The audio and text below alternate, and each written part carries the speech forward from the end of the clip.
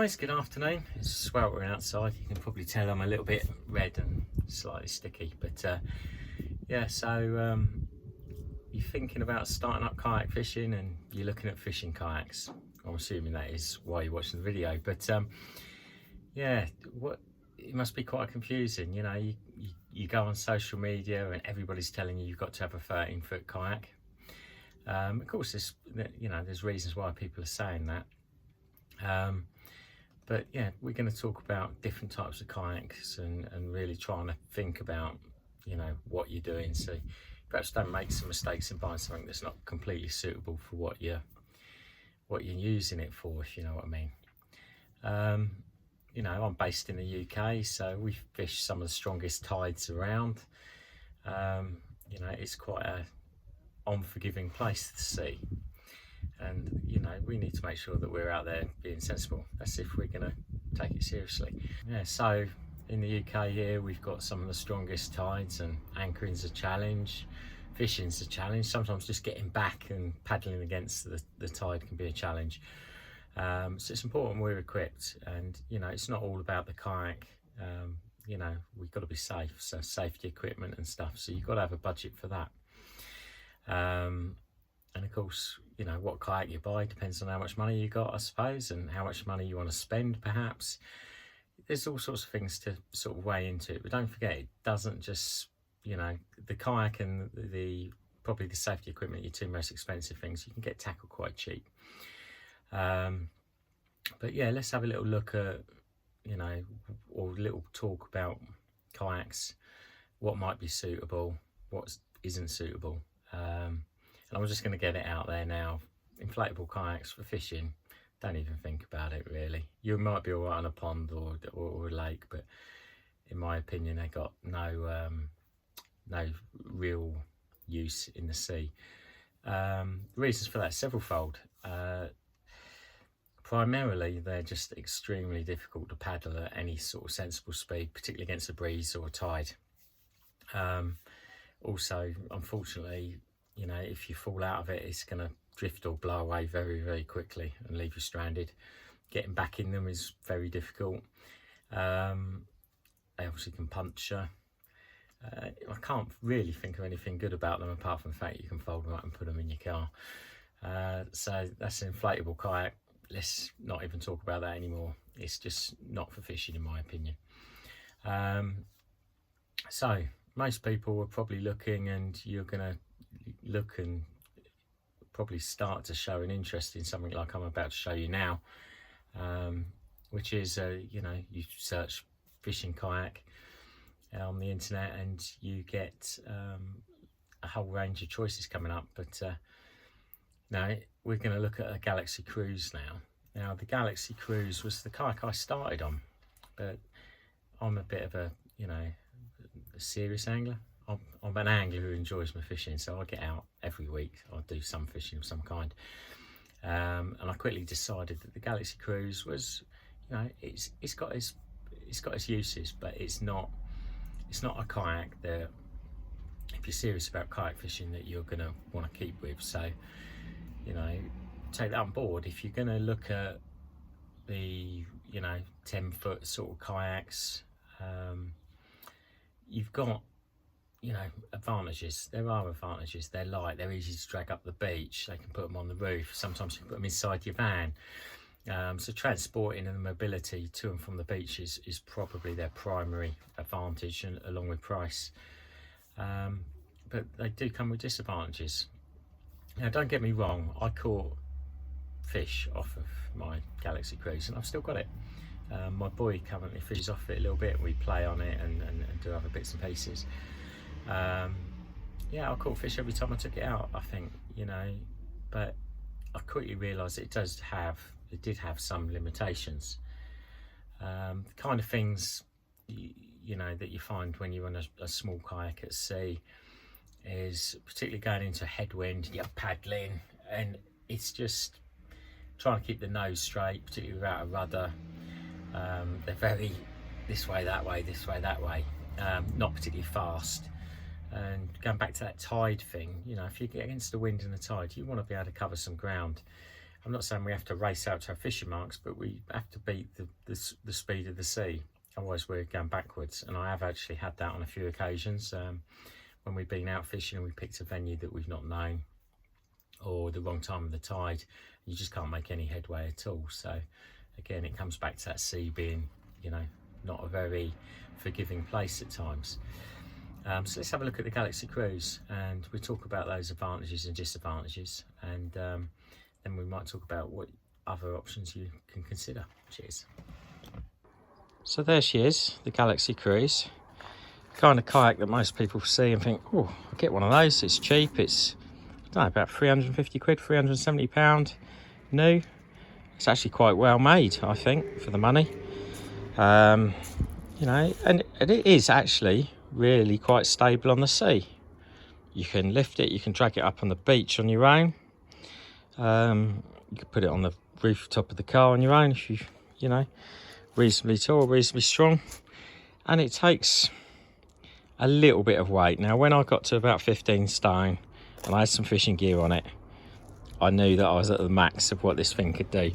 The reasons why was this bit here just become a pond, whereas we talk about these actually scupper holes.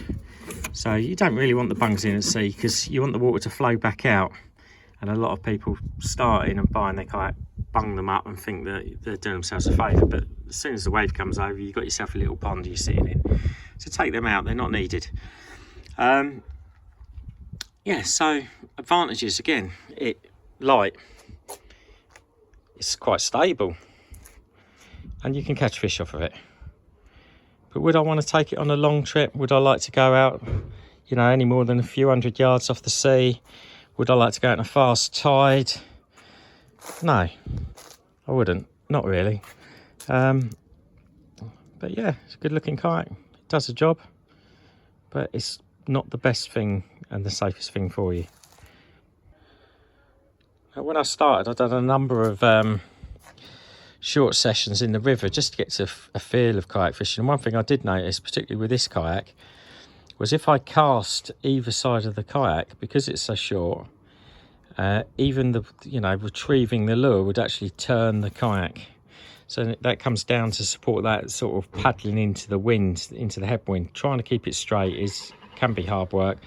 And of course, if you're paddling 2 strokes to one side and all that sort of stuff, you're not really going as fast, you know, as you should be, and it's also a lot harder work. But in a river, lovely little machine. Maybe a harbour close to the shore, I don't have a problem with that. But if you, like me, serious angler, you probably want something a bit bigger. So that was the Galaxy Cruise. Now, I didn't actually buy that kayak, it was actually like a gift or present. I won it on a little competition, but would I have bought that? Probably, to start off with. You know, we've all got to get on the water somehow. After all, we might not even like it. So it is, you know, a considered starting point, but bear in mind those things that I said before. So after that, I got a lovely kayak. I really liked it. Again, a Galaxy kayak. I had a bit of, after winning that one in the competition, I had a bit of like Galaxy loyalty, if you like. So I decided that I was going to buy myself a Sturgeon. So I bought a Galaxy Sturgeon and I liked it. It was faster, definitely. You know, it was easier to paddle in a straight line. I didn't particularly like the rudder on it, and we had to do some modifications to that. And again, you know, I went out and I caught fish. Now, I could say I could probably fish on a kayak like that, which is about 13 foot long. I think it's 13.5 foot. It was a little bit on the heavier side for a kayak of that length, but I could get it on and off the roof on my own.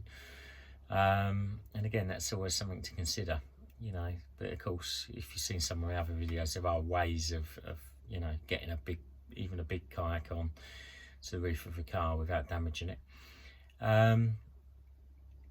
So yeah, I had the Galaxy Sturgeon. Now, I fished off of that probably 15, 20 times, probably 20 times before I went on a competition.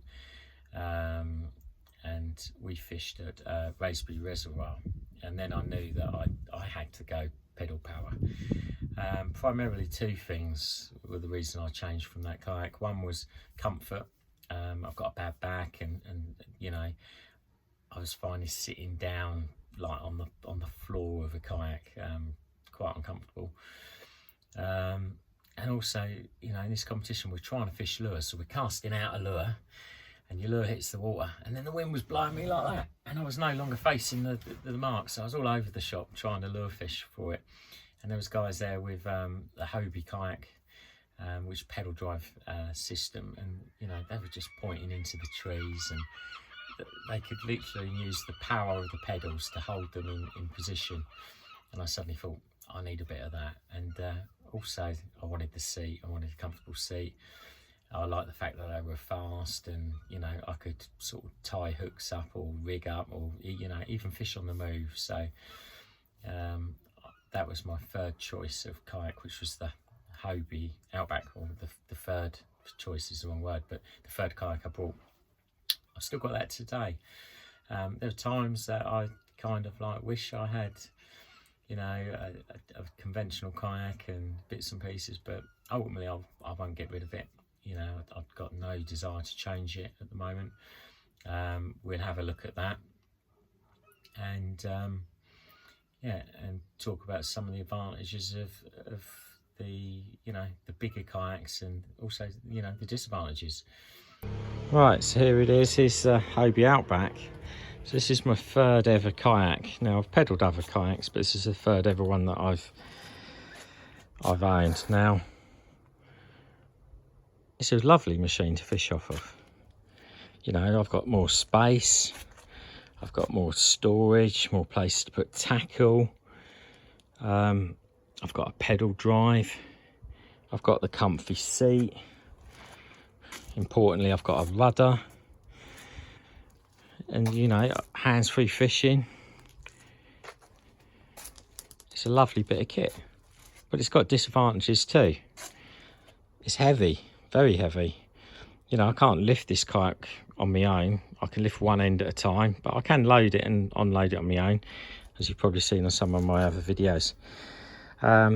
It's got the pedal drive, so my legs are stronger. I'm not fit, I'm an office boy.